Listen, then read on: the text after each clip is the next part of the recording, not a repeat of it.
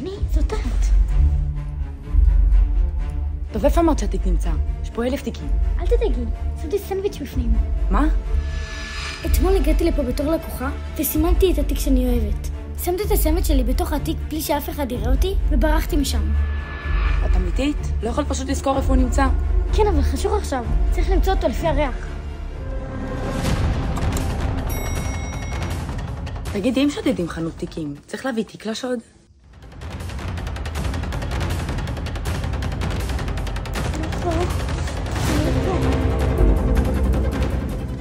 הנה, נראה לי שמצאתי. תראו אותי!